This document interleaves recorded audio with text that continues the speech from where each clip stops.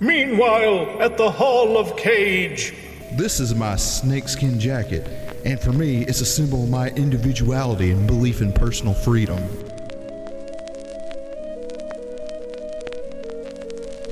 Oh God, not the bees.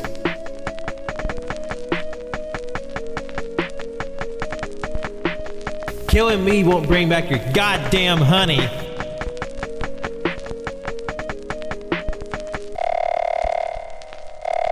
What do you think I'm gonna do? I'm gonna save the fucking day. How absurd. Why couldn't you put the bunny back in the box? How absurd. I'm gonna steal the Declaration of Independence. How absurd. How, in the name of Zeus's butthole, did you get out of your cell? How absurd. What's in the bag? A shark or something? How absurd. Well, I think you better pull the trigger, because I don't give a fuck. How absurd. I never disrobed before gunplay. How absurd. Hello, everyone, and welcome to Caging Greatness, the show where we discuss the films of Nicolas Cage and how Thomas Jefferson is a massive, massive wanker for our friends across the pond. Wanker. Wanker. That's God, a fun that's word. such a funny word. It is. Like a lot of like British like slang and colloquialisms just sound funny. Just Are you winding me up? You winding me up? Oh, you're taking a piss right now. You fucking bloke. Fuck off. Just Jog on. It sounds like a 5-year-old insult, and then they just say cunt a lot. That's not inaccurate. I hope this Get does, out of my pants, you wiggly fuzzy cunt. I hope this doesn't impede any sort of like bridge across the pond with any future United Kingdom. I hope No, not. I'm sure it's. I mean, I'm a huge Anglophile, and it's just fun to say the cool British stuff the way we sound because it does not work. Like, Oh, yeah. you're a wanker. He said wanker a minute He ago. said wanker. I don't know why. It was just funny. Oh, it's a good time. But no, you drop me in the middle of fucking London, I'm gonna start windmilling. I'm swinging on motherfuckers, all right? Just like God. it's just like we fucking won this war for a reason. Jesus Christ. USA. Well, it seems a little that outburst seems a little appropriate considering this film was made by Patriot. Wow, thank God this is a podcast that doesn't get edited, right? And I would know a thing or two about editing. I was just recently. kidding for all our UK listeners. I'm not really gonna swing on you. Well, I mean, It's love a you. joke. It's a joke. Yeah, we had to put Jonathan back in free speech jail. I mean, anyone who's listened However, to the show. UK, you gotta get a hold of your turf problem. It's real bad. Well, anyone who's listened to the show more than once already knows that you are probably legitimately a communist. yeah. Yeah. So I don't. Anyone who's I heard probably you wouldn't talk. use that language, but like Well, very sure. far left. Yeah, super duper far layout. Hit him with your best shot. Oh yeah. Hit Anyway, him with your best shot. we are here with our first regular episode in what feels like 10 years. I know. It's been a minute. There have been like 3 special episodes, 2 uncaged. At this point, the cage is a special episode. It's fine. Well, I mean, It's our okay. original plan had been 2 episodes a month, and we have blown past that shit. Yeah, we just got a little too froggy, a little too antsy. I will say, I think coming up in October, you can actually expect like consistent cage for a few weeks. It will be our longest tenured cage since probably spring or the start of the show. If I remember correctly, that's not correct. Let me check, because no, October is, October is, other than the first week, which is next week. That's John's birthday week. Then yeah, we're gonna have 3 in a row. Actually, it was my pick. Or yeah. Oh, yeah, on the wheel. the I was uncaged, about yeah. to say, it was Sorry. like, yeah, my birthday. Wait, my birthday's in like fucking May. Wait, that's my bad. 3 Cage movies in a row will be the longest Cage streak we've done since this show's inception. I think That is correct, yes. The show started. We did 4 in a row. Yeah, but we'll have Vampire's Kiss, Season of the Witch, and then both Ghost Riders. Hell yeah. And Vampire's Kiss, I don't think we're going to have our friend JR. I don't think he's going to be able to make it, but we'll still try to make that a fun special episode for the 3 of you that listen Yeah, we'll have to the our show. friend RJ. Yeah. Actually, I could see if my buddy Ken Logan wants to come play, have fun with us. You know, because he wanted to do the Left Behind episode at some point. Oh hell yeah. So I can ask him. Yeah, we got some people we can ask to see if they want to guest. We'll have a guest. God damn it. Yeah, we'll beg a few people. We'll get fine. we'll get on our hands and knees and scrape and prostrate ourselves. I've even dropped a line to friend of the show Joe. I've even given him the option if he wanted to join, Yeah, no, we'll figure something out for a guest for that one. even though I don't think that'll happen. Yeah. Anyway, again, this is I love Cajun you, Greatness, and as always, we are 5 minutes into the episode. We haven't even talked about what we're doing. Nope, sure haven't. That's It's that's fine. actually pretty quick okay. for us. See, this is just our warm up. Yeah, and as always, I have my special friends with me here, the 4 of us. They've all recently returned from a breakfast review in our state penitentiary called Prisoners of the Toastland. To my right is, of course, John. I actually like that one. I have to say, sir, chef's kiss. Thank you. Wow. Thank you. Gabagool. I thought of that 30 seconds ago, and I'm very proud of it. So, did we mention we're talking about Prisoners of the Ghostland? No, I was doing the introduction first, then we're going to get to that. So we have John. Say Great. hi. Now we have to talk about another movie. Now we have Pat. Yeah, hello everyone. It's Pistolero Pat. Oh. Bang bang. And of course, that cannon guy. Yes, it is. I am the only one here with the red warm blood. Yeah. And to do his bit for him. Oh, I mean, Because he's holding bottles. no, well, Oh, Pat with there's a the Pat. gimmick infringement. This is a very, very, very local bit, but there's another kind of gimmick infringement I saw on the way back home today from work. Yeah. oh yeah. Because if you live in Tuscaloosa, Alabama, you know there's a very famous or infamous little cowboy on the side of the road who waves a "honky if you love Jesus" sign. Yeah, nice guy. Oh, that nice guy. Jesus man. But apparently, Jesus time. on a nearby part, there were some people standing in the corner with "honk if you love Jesus" sign. So Huh. and there might be an impending feud, brother. Also, for the first time ever on the show, Otto is mic'd. Yeah, Otto has his mic. Yeah, That's awesome. no longer will Jonathan be the voice of Otto. He's gonna stand up and say something for himself. But as they mentioned, Whoa, Otto, easy. Whoa. We- Shut up. Cut his mic. Damn, Otto. Why do you have to say that? That was mean. You know, I'm beginning to think maybe giving Otto a live mic wasn't a great idea. that was a horrible idea. Like we've all heard him talk when he's not being recorded. That's horrible shit he says. Now, PP, that's the one you really don't want on a live mic. Yeah, yeah. So, see, the thing is like with. Nope. I don't care where this is going. I'm cutting it off because I'm afraid of where it's going. Prisoners of the PP land. So Anyway, today, anyway, I was just gonna say, PP will steal your copper wire. You need to hire it.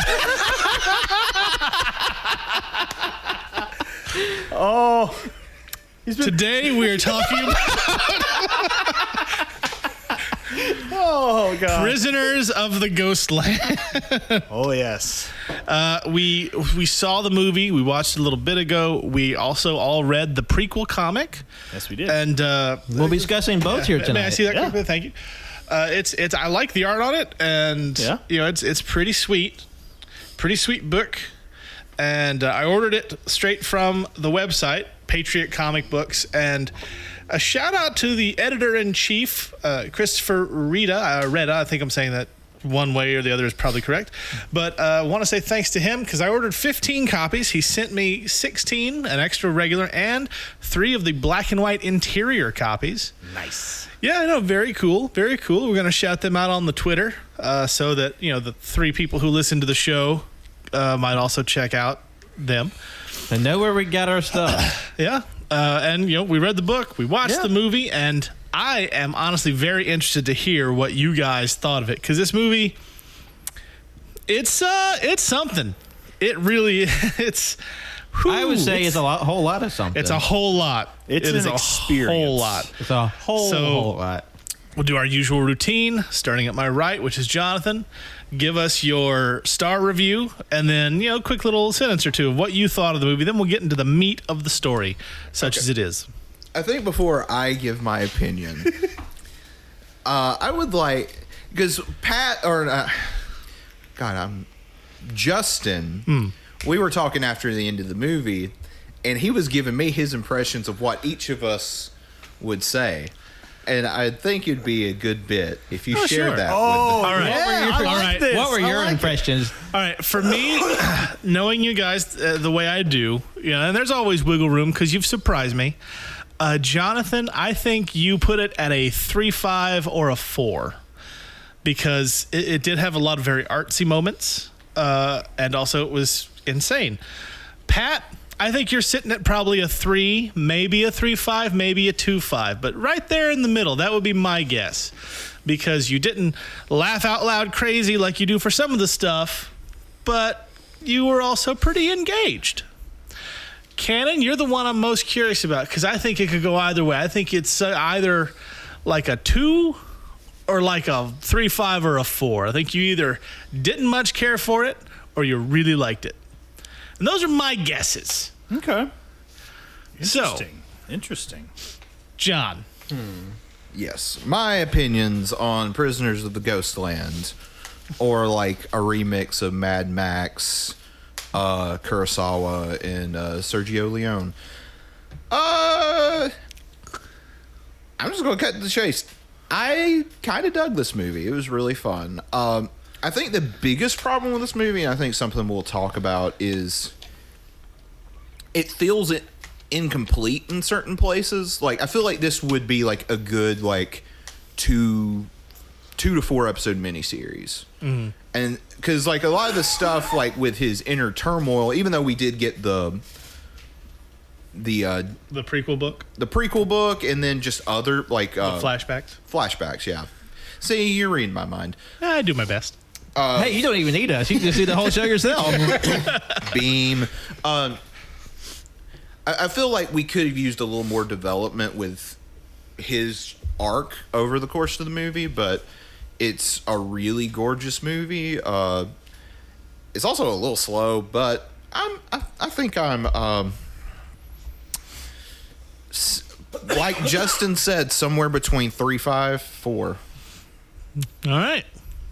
Pat, Intriguing. what did you have to say? Now, I really dug the way the movie looked. Sion Sono is a very acclaimed director. He's known for gorgeously shot films, a lot of like gore and like really out there subjects. He didn't write the movie, and I know that was a bit of disparity with the general audience between like what he's able to direct and what he's able to write.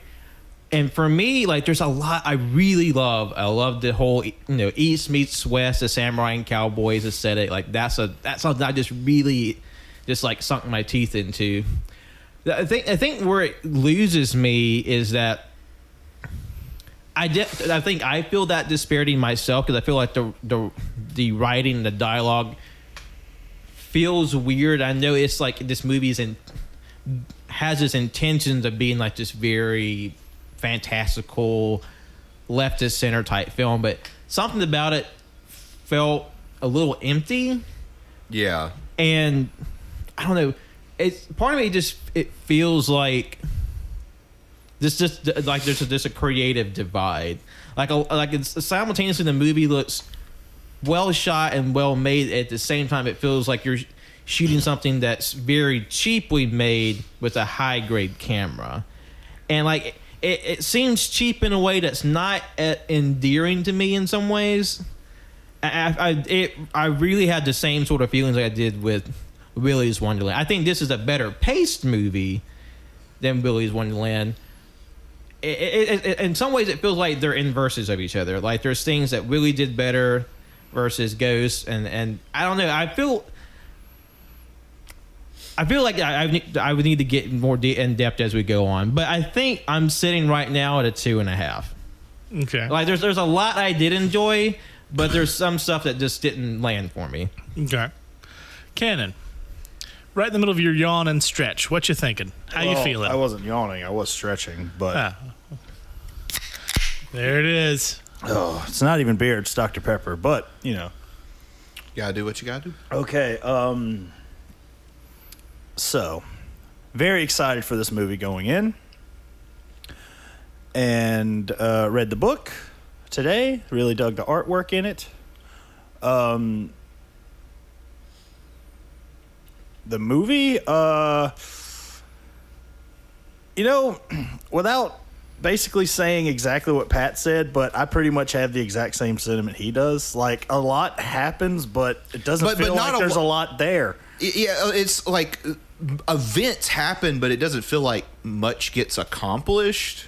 Yeah. I mean, yeah, like they defeat the guy and overthrow this patriarch and whatnot, but it definitely feels like not much happens. But again, they do a lot with what little they had to work with. Like, there's some really like beautiful shots in this film, like moments I really dug. But honestly, I gotta say I'm at a 2. And well, I don't know. I actually, if Willy's Wonderland is a 2, this might be more of a 1.5 for me. Because for whatever I've said about Willy's Wonderland in the past, I did enjoy that movie more than this one. I will say that. Again, like we'll get into it. Like there really is. By the way, Tex McAdoo 2.0, was that the fucking dude from the House of a Thousand Corpses movies? Well, I'll find out. For the longest time, I couldn't figure out who that was, but I think that's who that was. House of a Thousand Corpses, Devil's Rejects, and the 3 from Hell. Yeah, that one. No, yeah, it is. That is Bill Moseley, and he's from House of the Thousand Corpses. Oh, wow. And Devil's Rejects. Oh. And 3 from Hell. Like Is he like the tall, long-haired guy? He was a white suit. Oh. White suit man. Tex McAdoo from Willy's Wonderland. Wait, I'm talking about in, he was. I was talking about in actual, yeah. Long-haired fella, yeah. Yeah. Also, I feel like this movie would. I mean, no, never mind. We'll get to that later. I'm at a 1.5 on this. I even thought of it like I tried my best. Like in my heart while we were watching it, I was at a 1.5, and I was like, man, that meter's got to jump up at some point in this movie, at some fucking point. But it just didn't. And then I was like, all right, like I had some beautiful shots, 2. But would you rather watch Willy's Wonderland before this, Ken? I don't think I ever want to watch this one again. Not that it's so bad that I'm like, ew, I don't want, but it's not like, oh my God, I got to fucking watch Prisoners of Ghostland tomorrow, Like, to me, I feel like this movie would be good to, like, revisit in, like, 10 years. And honestly, you know how I think it would work better? As a fucking comic. I agree. That's just me. Or a video game. Oh, yeah. Well, like, I think the medium of film holds the story back. I think the game Shadow Warrior, it's about as close as you'll get to this, I feel. Rising Zan, Samurai Gunman. Yeah. Whatever those are, yeah. That's an old PS1 game. Oh, shit. All right. Right. Well, first off, let me say, I'm pretty proud that I got that right. Yeah, you did. Yeah. Like, we've spent a lot of time together. I think it's safe to say that you 3 are my best friends, and I know you all pretty well. And you know me pretty well, so now I'm curious, without looking, what do you think I'm going to rate this movie? I gotta bow out because I saw your star rating on there. Okay, No, I saw it too. I haven't seen it. All right, Cannon, what do you think? What do you think, Cannon? He's rubbing his temple. He's activating his psychic telemetry. powers. Shimmy. As of right. I'm feeling. Cannon's about to go galaxy brain. What is he about to uncover? I feel like he gave it 4.5. Wow. Bowser. Spot on, my friend. I did Very not. nice. I look For real, like honor system. I legit have not even touched Letterboxd today. Oh, no, I believe you. Oh, damn. Yeah. Let me tell you why I loved this movie. And I'm not going to get into the specific scenes. I am going to start referencing some comic book stuff. And again, this is another example of the thing that I love that you guys aren't super into, which I get. To me, this movie, I'll take my Letterboxd review. If Fallout, anime, and LSD had a baby, it would be this movie. That's not inaccurate. And it's not a bad thing to me. So I love the look of it. Like none of us are going to complain about that. This movie looks fantastic. Yeah, They shot the hell out of it. Oh, yes. The overall, like the overall sensory stuff in terms of seeing it, like the lights and the colors and the cinematography, the way that things move on the screen. I loved it. It was really great. It was engrossing. Even when there were those long moments where no one's saying a thing and just watching weird shit happen, I was down for it. But I'll tell you how this movie felt to me. And I'm going to use a word that might be a little controversial, but I'll explain myself. This movie felt... Oh, God, the guns are pointed at me. I mean, Jonathan might have some company in free speech jail here in a Put minute. those finger guns away. This movie... Oh, God, I'm dead. This movie felt biblical.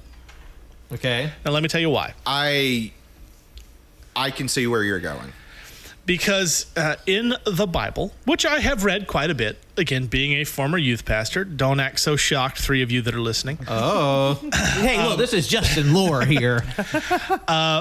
If you read through things like the book of Revelation specifically, and then some of the Old Testament stuff where shit got real wild, it's weird and it's trippy and it's clearly trying to tell you something using fantastical imagery that makes no sense, and it jumps from moment to moment with nothing to go between it.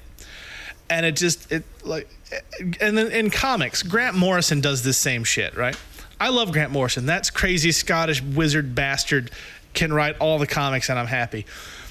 But like when he did Final Crisis, DC event, that's how it felt. He said he was trying to make his own DC version of the Book of Revelation. Like shit jumps from point to point. Doesn't make any goddamn sense, but it was great.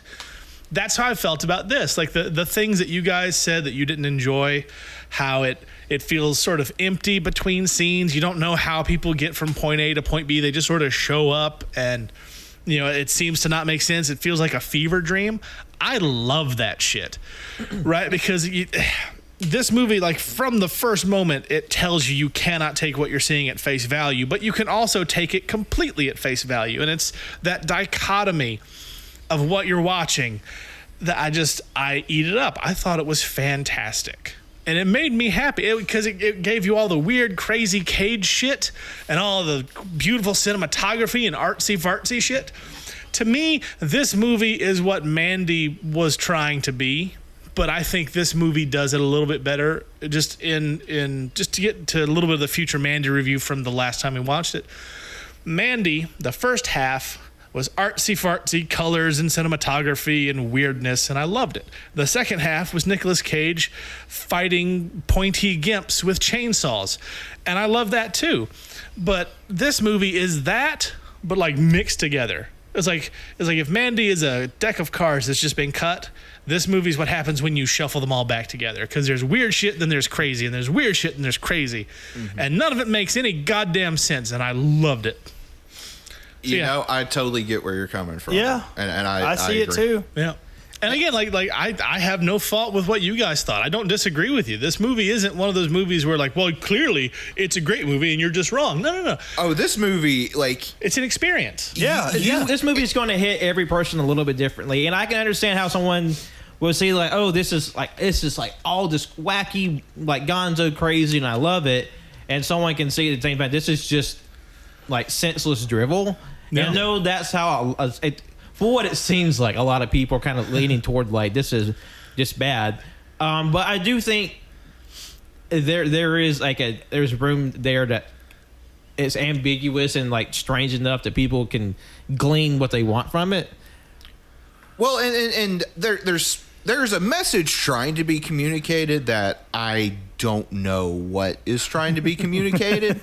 There's a lot, the motifs with clocks and stuff, and then of course the whole like ghosts of your past is an obvious theme, and they audibly reference Wuthering Heights, which is movies or a book about revenants and the past coming to haunt the present and things. But like then also the ghosts blow up in a nuclear mushroom cloud. and that's sort of the dichotomy of this. See, it gives you all these like classic literature references, but also kaboom and explosions. Like it gives a little something for everybody. Yeah, no, I like I said, it feels ridiculous and biblically sort of like that weird biblical fever dream, and I loved it. I ate it up. Yeah, like when you talk about it being biblical, there's like this, like the more ancient forms of storytelling where things just kind of happen and there's not really much of a, I don't want to say there's not like a reason why, but like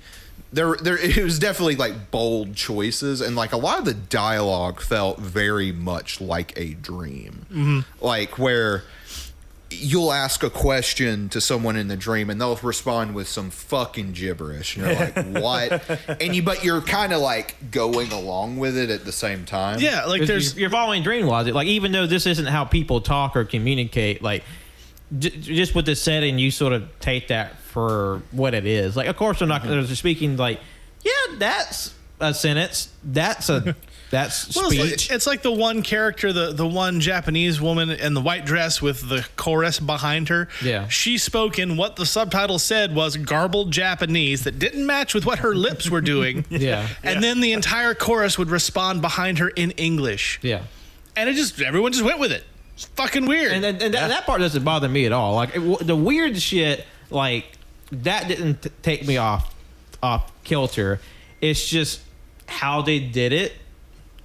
Because like for me, like I watched like I've seen like this is movies like this is wacky, or just like this is weird senseless bullshit and doesn't mean anything. I kind of feel like a lot of the weird felt a little empty, like felt like being weird for weird's sake. Yeah, because I've seen movies. I've definitely we watched El Topo at the beginning of the year. Oh God! And I know somebody else. That's going to be a preview for next week. And when I know there's plenty of people who watch El Topo and think this is senseless horseshit. It's just this is weird for the sake of weird. But to me, that felt a bit more directed and meaningful, and like it's seemingly just random wacky bullshit. Well, yeah, and with El Topo, you can really feel Jodorowsky like he put a lot of thought and time and effort into creating this thing. And I think a lot of the disconnect is coming from what you said, in the fact that some of it feels like there's a disconnect between the director and the writers. Because some of the stuff, like, it's hard for me to explain, but kind of feels sophomoric and amateurish. That's me. But then, like, it will cut to something like a Wuthering Heights reference, which, I mean, I can see how someone would find that pretentious, or like, clear, like, directorial decisions being made and like callbacks to motifs. I just don't know what it's trying to communicate, but am I making sense in all yeah, of this? you are. But I think it's also, it could speak to the balance in people themselves. Like, for example, just to give you an example, right now we're talking about how Wuthering Heights as a reference can be spoken about in cinema and the meaning behind it. And we also say things like, "Oi, cunt, I'm a British person," and that's been the same 26 minutes. Oh yeah. So just say like that dichotomy can exist between two people, where you can have like something very learned and something very puerile in the same space. Oh, definitely. So, but like I've seen like a lot of people like fuse that together, and to me it feels like two voices competing for control of the movie. See, it didn't feel like competition to me. It felt like there was the weird allegorical stuff with the clocks and the nuclear bombs, and then also you have Nicolas Cage in a suit with explosives on his dick, and one of his testicles goes boom, and because it just lends itself that moment is there, and you have to take that moment. You've got Nicolas Cage doing weird shit in a movie of allegory, and I think it's less. It doesn't feel like it's competition.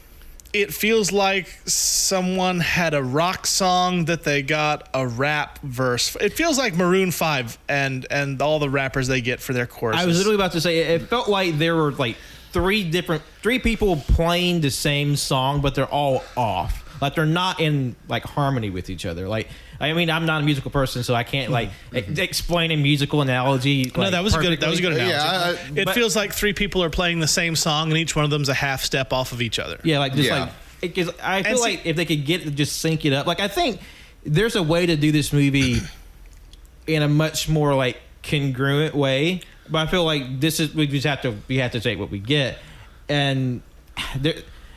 Because I feel like it's not striking the balance of, oh, this is like a strange, wacky kind of 80s style movie, but at the same time, I don't feel like it's striking this sort of, oh, this is an art house. I feel like it's just weird oil and water situation for me. And I can see that. Like, it very much feels like I said earlier, you're watching a dream. You're coming in and out at moments because there are large stretches of literally Nicolas Cage yelling "testicle," and then it was more like "testicle, testicle," and it was great. As he's like holding it and shit. Testicles. It was fantastic. And then there will be long stretches that are languidly paced of just like no dialogue. It's all like visual communication. And I know there were parts where I was like in and out, and sometimes, like, the crazy stuff I was out, sometimes I was in. With the more artsy stuff, sometimes I was in, sometimes I was out.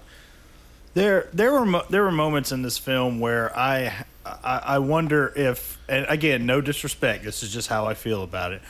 I guess before I say it, like, I should say that there were many moments in this movie where, like, one line was repeated over and over and over again, just several times. Mm-hmm.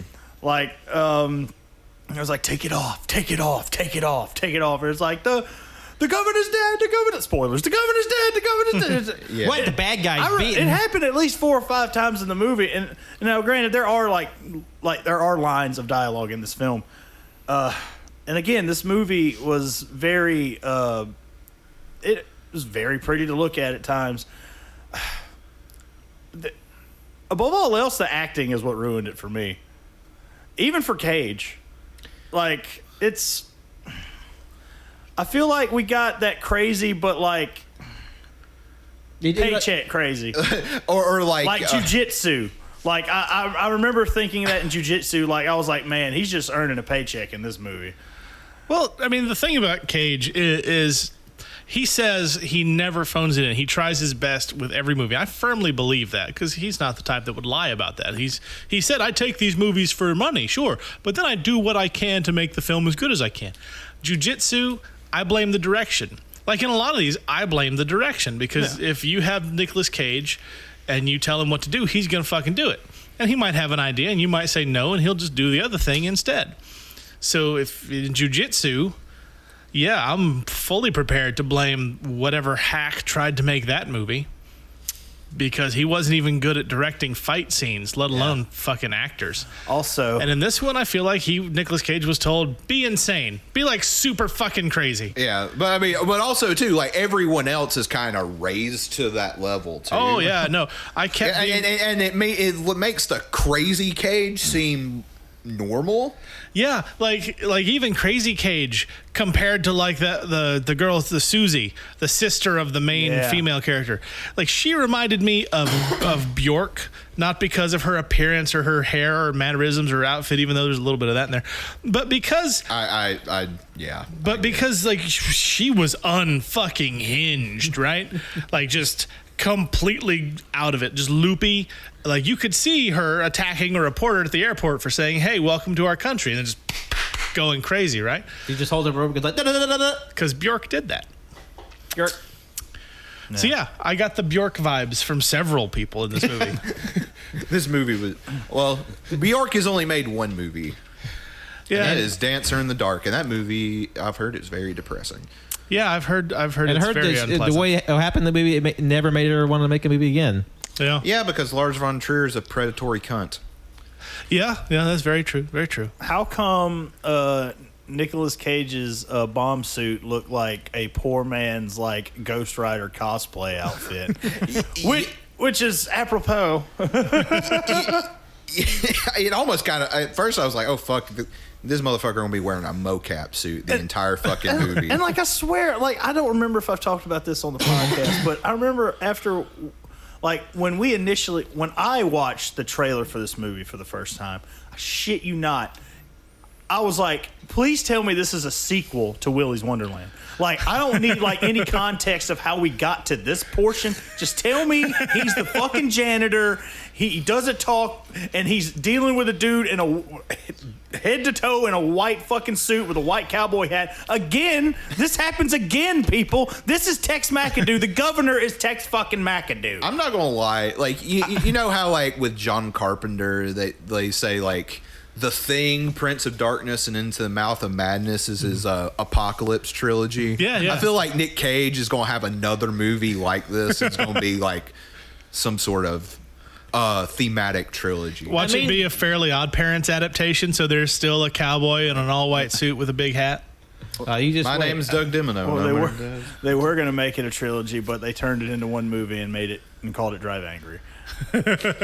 God damn, we watched It's that. Drive Angry, We Willy's did. Wonderland, and Prisoners of Ghostland. I mean, all three characters have a car. And like a dark leather outfit. And would you like to hear a little fun fact that might actually blow your mind? Sure. Earlier, you made the comparison to Mandy. Yeah. Now, we have watched this movie, not have. on this show, Yeah, but no, we it have was watched it. about 3 years ago, I think. Yeah. And I have not rated it on Letterboxd yet. But from what I can remember of Mandy, I can honestly say I enjoyed that movie more than this one. Yeah. That's fair. Again, I can totally see that. I was not a huge fan of Mandy. No. However, I was a bigger fan of the ending more so than how we got there, I suppose. But yeah, it was Yeah, like I said, like the first half is just artsy fartsy bullshit. Yeah. And the second half is insanity. Oh, yeah. So, but this one though, it felt like it was a good mix of those. It was like you get 5 minutes of something crazy, and then 5 minutes of artsy shit. And I thought, like I said, I thought it worked for what it felt to me like it was trying to do. It didn't feel like dissonant voices. It felt like a rap collaboration on a pop song. It's the same song. It's weird. It doesn't seem to fit right, but it still somehow works. This whole movie was like a 2-hour music video. Like, I feel like this didn't need any line of dialogue whatsoever. If you like put like a fucking Seven Dust song over this, it would all make sense. Imagine if what was that? There's a country singer who made like a visual album on Netflix that's like an anime. What? I know what you're talking about. I'll look it up. It's I think it's like Sturgill Simpson. Yes. I have no idea. I don't know country, so I'm sorry, country. You know, I got nothing either. I know exactly what you're talking about. But, damn, have we even like officially started talking about the movie yet? I mean, we've been talking about it the whole time just because we're not doing like a beat by beat breakdown of the plot. This is one of those, like, it doesn't really feel like a beat by beat breakdown's going to help. But because, I mean, literally, like we were saying, like, there's really not too much that happens. It's like, Yeah. Cage gets assigned to pick up this girl. He goes pick up the girl. Yeah. Then they have a riot and fight. Tex McAdoo hires this guy to clean up his Chuck E. Cheese land. Oh, wait, no, never mind. Wrong movie. For reference, what Jonathan was talking about earlier, were Sturgill Simpson, Sound and Fury. Yeah. Which is like he's known for being a country singer, but he combines like country and like techno and a lot of other different musical influences on top of like an animated anime film Yeah. together. I've heard it's really good. I've not checked it out myself. Interesting. But yeah. Just to give a basic overview of the movie plot, because it's just go in there real quick, and then we go back to talking about Because the it was themes. what I was trying to do earlier, but failed miserably. This is not a follow the plot movie. It just isn't. So This is a movie you just vibe to. Nicolas Cage and Nick Cassavetes fuck up a bank robbery. Nick goes to jail. He comes out like 5 years later to get sent off by Doug Dimmadome to find his runaway niece. Dimmadome's not Cage. And so he goes and he finds a weird, fever dream society, the prisoners of the Ghostland, if you will. And he gets stuck there. He's also wearing a suit that has bombs on both arms, his neck, and both balls, both of his testicles. He finds the girl. One of his testicles gets blown up, and he holds it in his hand, all bloody and shit, before he passes out. It was great. I don't even think you can say it was blown up. It was like somehow whole in his hand. Yeah, it's like a firecracker. It was great. And then he goes back to the weird society. They're like, you can't leave because there's ghosts. And so he confronts the ghost. Turns out the lead nuclear ghost is Nick Cassavetes. And so he's like, I'm sorry, I love you, bye. And then they let him go. And then they go back and they kill Doug Dimmadome and all the bad samurais that he's employed, because they're samurais and cowboys. And the samurai town is all happy and free, and everyone's thrilled. And Nick Cage and lead girl and Bjork are wounded but fine. And that's the plot of the movie. That's all that happens in terms of story. And the rest of it's just insane. Yeah. Like, now, the bits I did enjoy. The whole, mannequins blended with actual people covered in bits of mannequin. I thought that was super creepy and dug into. Oh, yeah. God, that was awful, and I hated it, and I loved it. Yeah. That legit terrified me. Hasn't been unsettling. There hasn't been a concept like that in a while that's made me that's fucked. Yeah. That's going to give me nightmares. I did not enjoy that. But I do loved think it. it's funny that get into a little bit of the outer lands where all these sort of refugees and castaways live. I do think it's funny that even though we're led to believe the whole journey takes place over several days in this far and distant land, but in my head, the outcast land with the clock tower ruins is literally just down the road, you can see it from the gate of Samurai Town. Yeah, it doesn't feel like it's far away at all. It's literally because But it does some Bermuda Triangle shit where it distorts time and space and reality. Yeah, it's like the whole MCS thing. You walk into a door and you walk out of a door behind you.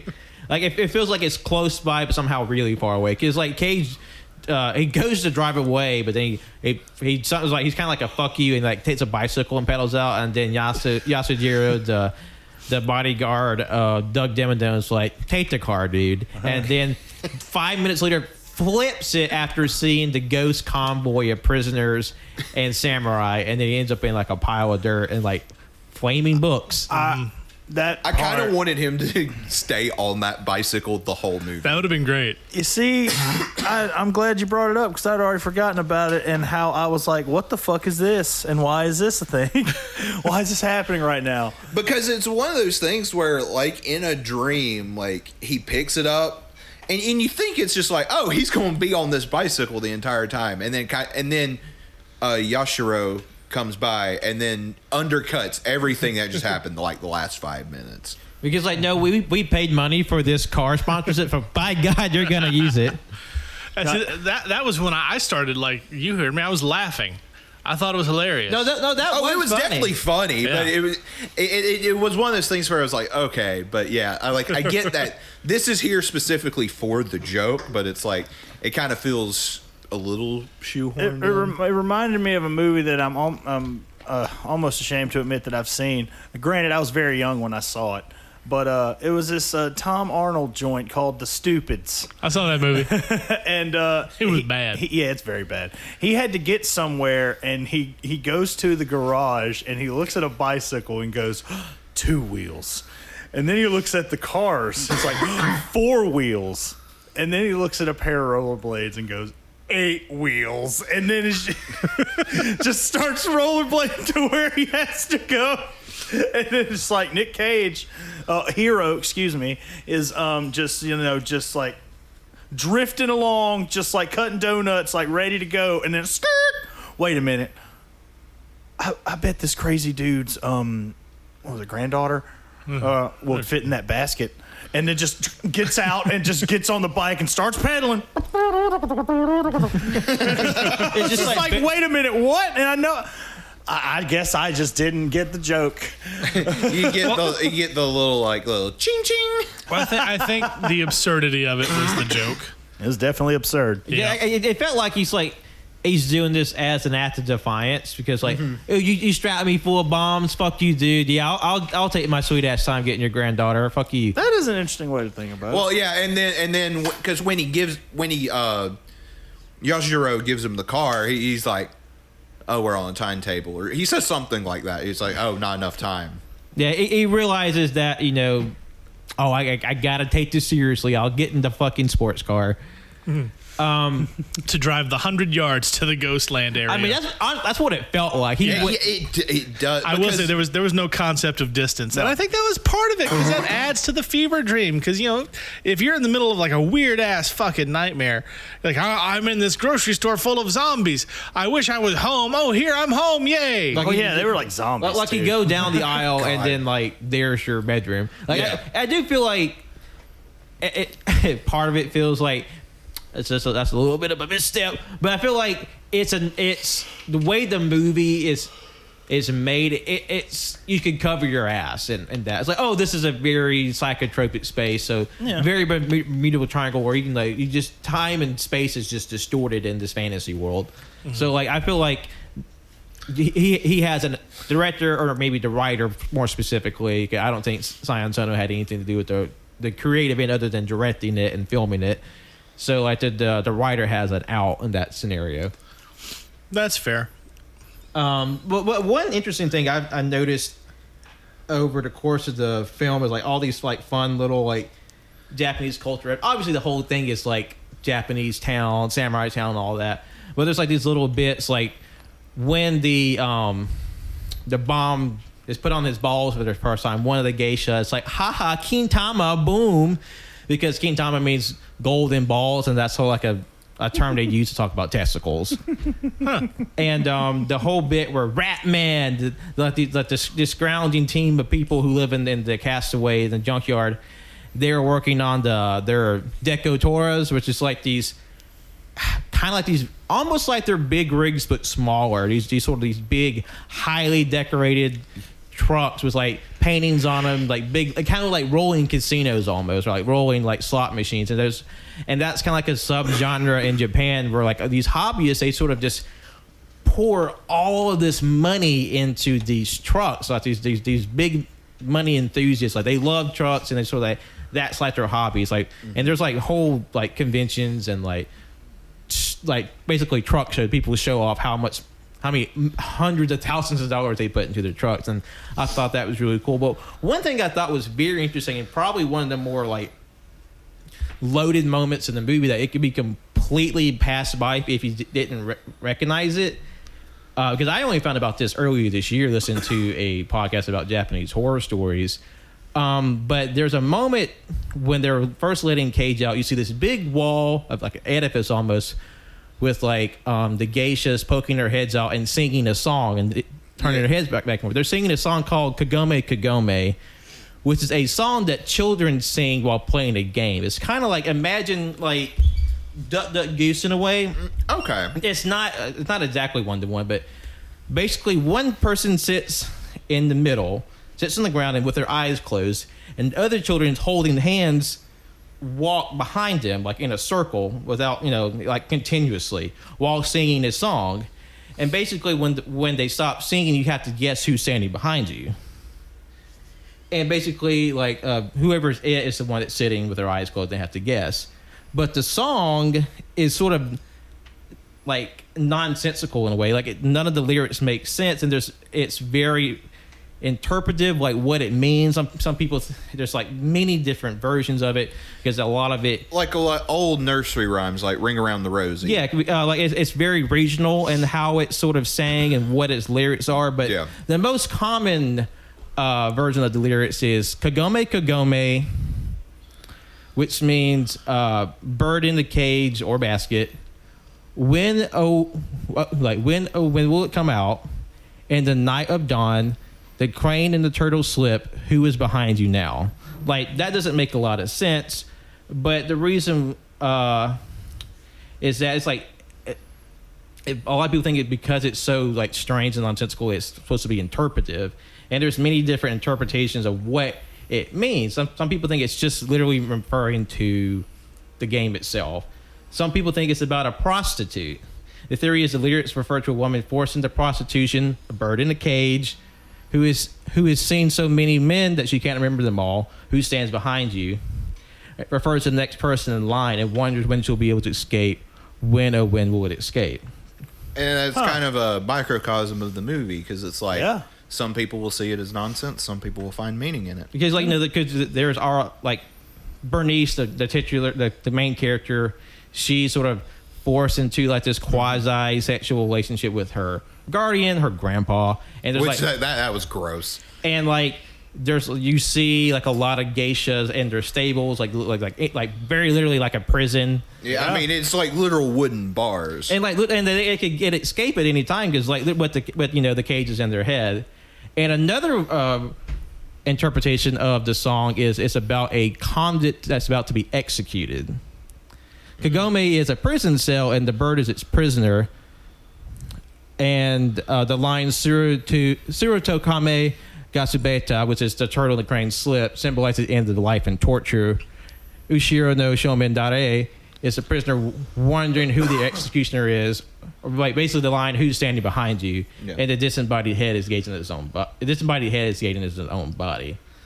That's metal as fuck. So like sweet. I thought the whole thing of them having that song in the background was like, I caught that so quick. It's like, that's really cool. That's really smart what they did. Mm-hmm. But if you don't know anything about Japanese culture, right over your head.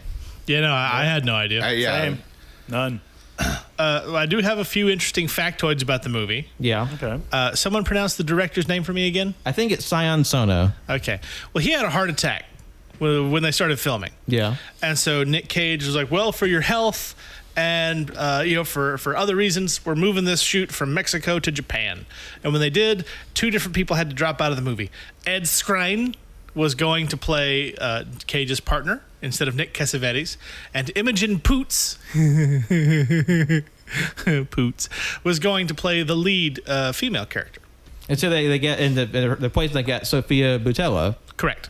Who you might recognize from the 2017 Mummy movie, starring Tom Cruise. Because where she played the mummy. I mean, you'd recognize her if anyone had seen that film, yes. I saw that. I don't know a person who has. Well, It's on my watch You're list. looking at it right. I went to the theater to see that movie. Yeah. How was that experience? It wasn't fun. I'm so I can sorry. imagine. Yeah. But also, the guy you mentioned, was he the guy who was a villain in the first Deadpool movie? Yeah, I'm You pretty sure see, that's him. because when I saw the cast list earlier, I saw his that's picture, him. but that explains it. He wasn't in the movie. Yeah, he was going to play the partner. But hey, we wouldn't have got the fucking face-off reunion Right. with Nick Cassavetes. And also, how fun is it to say that guy's name? It's super fun. Nick Cassavetes. Cassavetes. Like caramel. I know he showed up on Face Off, and I know I asked this, but is he related to John Cassavetes, the director? Yeah, it was his kid. I'm pretty sure. That's what I thought. I don't know. My brain has switched. I'm pretty sure I looked that up last time and double checked. Yeah, like I feel like we've already hashed this out on the show. I'm just like, Yeah, John Cassavetes was his dad. I joked about this while we were watching the movie about how this might be a prequel to Face Off because of the flashbacks, but you know what it really is? It's a sequel to Face Off, because when his buddy comes back, he's like, "You're dead." And he died in Face Off, so... Yeah, this whole movie's Yeah, actually his character's in Face Off's dying dream. That's it. It's Castor Troy and his buddy. wow, that I could see that as like one of those, like, have you ever read like the Hey Arnold theory that like it's all like Hey Arnold is like a special needs kid and it's all in his head. It's all fucking coma dreams. Yeah, it's all like coma dreams or something. Lazy ass or everybody's theories. dead. It's like Saint that Elsewhere shit is all like the time. 2010. Everybody thought that was so goddamn clever. That's like it's hacked now. It was hacked to begin with. Let's be I was honest. about to say, didn't people hate that when Saint Elsewhere did it back before like Oh yeah, any of no. us were born? People were Oh, yeah. infuriated by that. Yeah. Because it comes out of And that nowhere. caused like literally every show to be related to one Between another. that and Dallas, when that one guy wasn't actually dead because it was a Oh, dream. JR? Yeah. So yeah. Also, fun fact: XYZ Films, who helped put this out, also helped put out Mom and Dad, Yeah. Mandy, and Color Out of Space. Ooh. I can see there is a common through line. Yeah. Well, I mean, they've helped produce several films that we all enjoy, and then several films that we've probably never heard of. That is very true. Yeah. But yeah, I mean, overall, like I said, if you've been listening, you've heard several very different interpretations and feelings of the movie. So I suppose it's up to you, dear listener. I mean, there's not really. I don't think there's really anything we can say other than like our own feeling, because I don't really know if what we can say can sway or dissuade you from watching it, because this movie is very singular in its presentation and its story. Yeah. And it's really going to be up to the individual whether they find it endearing or not. Yeah. It kind of. I this may be sacrilege to compare it to, but it almost kind of feels. Now that I think about it, I was going to say it kind of feels like the movie Drive Yeah. with Ryan Gosling. Ryan Gosling. Yeah. Young Hercules. Yes. And how that movie, at least the marketing was very much like it was going to be like this action movie with this like cool character, and it was very much not that. Right. Like, because I felt like if you would have told me we would have had like this type of conversation with this movie, just by looking at the trailer, I'd be like, really? Yeah. This movie. It was a bit All right. surprising. I mean, I honestly expected that I was going to really enjoy the movie, and I did, but not for the reasons I thought going into it. Same. Yeah. But I mean, it's one of the things where I would encourage everyone to watch it, just because, you know, like whatever we say, we're not going to convince you whether or not you like it. We're not going to be able to tell you if you're going to like it or not. And Hell, if you told the same people, you know, 2 weeks ago that this is the feeling that we had, we'd be like, what? Yeah. Yeah, because this episode has been almost entirely serious and discussing critical film theory as it applies to And just fucking like- Nick Cassavetes. And just like as batshit as this show looks upon like first sight. Yeah. And like, don't get me wrong, there's definitely some batshit crazy in it. Oh, yeah. And I feel like I've seen other people say this too. It's not as crazy as they thought it would be, because I feel like yeah. Yeah. I know there's Because a lot of like the crazy you expect it to be is like in the last 15 minutes or Yeah. so. Or I saw someone else say this on Twitter. Like, if you're not, if you're, I guess like if you're just, it sounds a little demeaning, but it's like if you're like quote a regular person, if you don't really see a lot of strange movie, this will probably be like the most batshit thing you've ever seen. Yeah. But if you are like watched a lot of movies or seen just like a lot more, If you're media- like us. yeah, you're cool. But yeah, Yeah, you fucking losers.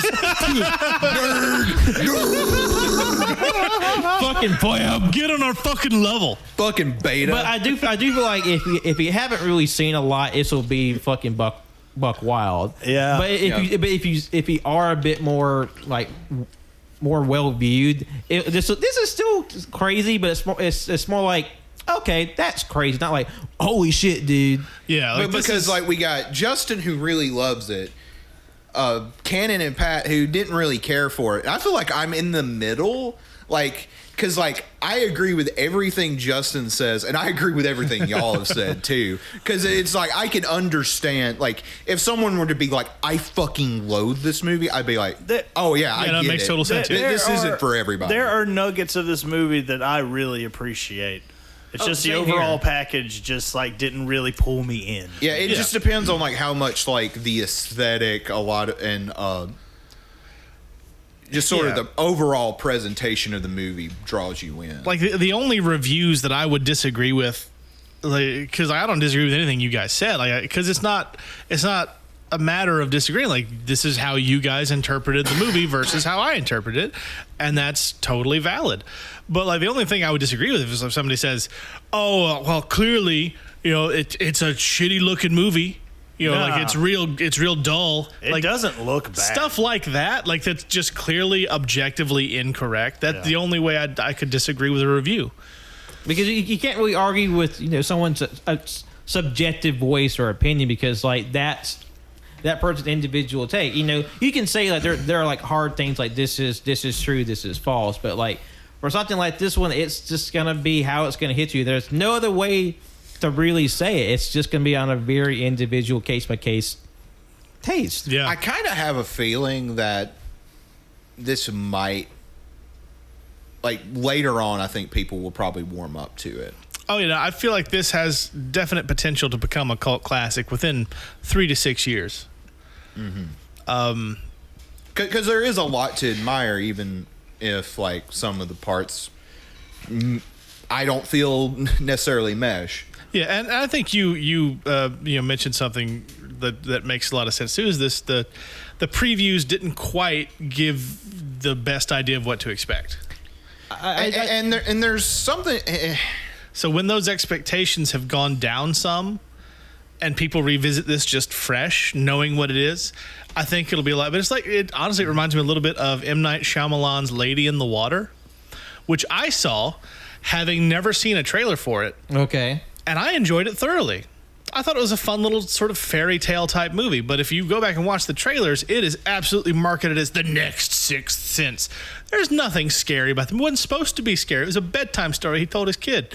No, I don't appreciate the fact that he put himself in the role of the writer who changes the world. That was that was is just like, him jerking off. But the that rest, is one of the singular thing that I like cannot forgive about that movie. Like I'm not getting into Lady of the Water. No, like I try not to think about that part, but the rest of the movie, and as an avowed Paul Giamatti mark, because I love Paul Giamatti. He's good. I liked the movie a lot.